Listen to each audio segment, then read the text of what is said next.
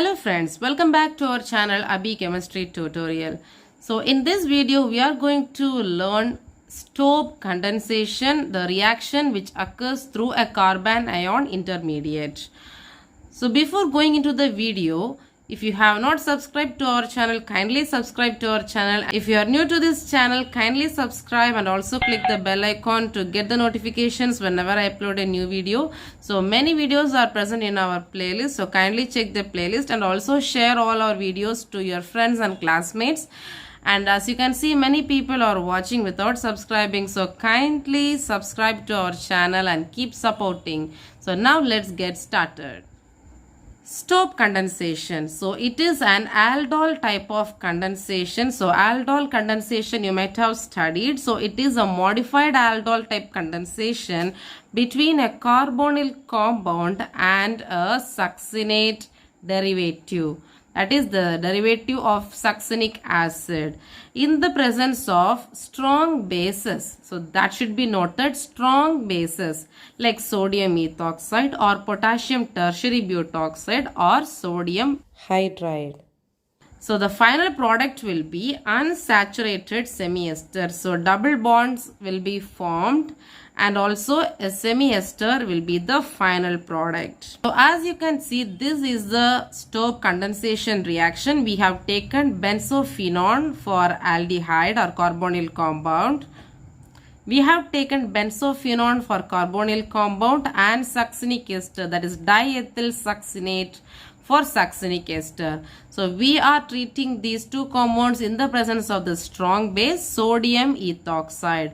The final product is a semi-ester which is unsaturated with a double bond. And also we get the byproduct water. The yield is very high, up to 80 to 90%. So the reaction STOBBE condensation is synthetically very important in organic chemistry. So now we will learn about the mechanism. The very important point to be noted in mechanism is the formation of carbanion. The intermediate formed in this reaction is carbanion.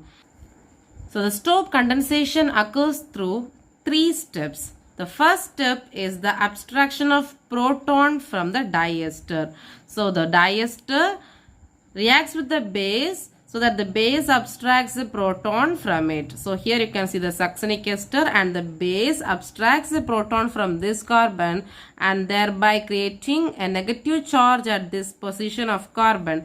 That is, we get a carbanion. So this is the first step. Second step is the nucleophilic attack of this carbanion on the carbonyl compound, our another reactant. So nucleophile, that is, it should have a negative charge, that is, the compound is nucleus loving. This carbanion attacks the carbonyl compound, that is R2C double bond O. This bond shifts over oxygen so that this carbon acquires a positive charge and this oxygen will get a negative charge. So now this negative charge of this carbon attacks the positive charge over here and we will get this compound, that is R2C O minus, and this carbon attaches with this carbon CH COOC2H5 CH2 COOC2H5, and now this compound will form a cyclic compound. As you can see here, this negative charge attacks this carbon atom and forms a bond. So this double bond breaks and one bond shifts over this oxygen atom to give a negative charge over the oxygen. So here you can see O minus, and if bond is formed between this oxygen and carbon, a cyclic compound is formed. But this is not stable. So the step follows with the removal of ethoxide ion, that is, this oxygen O minus shifts here and this bond will be breaked, removing ethoxide ion. And we get a stable compound, a cyclic compound, which is called paraconic ester. So this is called paraconic ester. And the next will be the step 3, the last step, and this follows by the base once again removes one more proton from this paraconic ester. That will cause the ring opening and the final product will be formed, that is, the semi-ester will be formed. So the base abstracts one more proton from this compound, that is the paraconic ester, at this position. This hydrogen will be removed and this carbon will gain a negative charge over here. And now what happens? This negative charge shifts to this carbon-carbon atom, that is, it will create a bond here, that is a double bond here, and this bond breaks and goes over this oxygen atom to give O minus. Right, so we get R2C double bond C COO ethyl CH2 C double bond O minus. That is semi-ester. This is a semi-ester and also an unsaturated compound. So finally we got the final product. Whether the mechanism we followed is right or wrong will be decided by the evidences.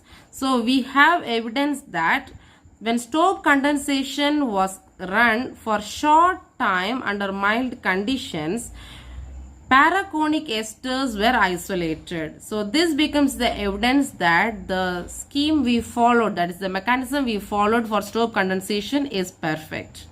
So this is all about Stobbe condensation. And so I hope you feel this video useful. So if you like this video, please give a like, share to your friends, and also subscribe to our channel. See you all in the next video. Until then, bye. Thank you. Take care.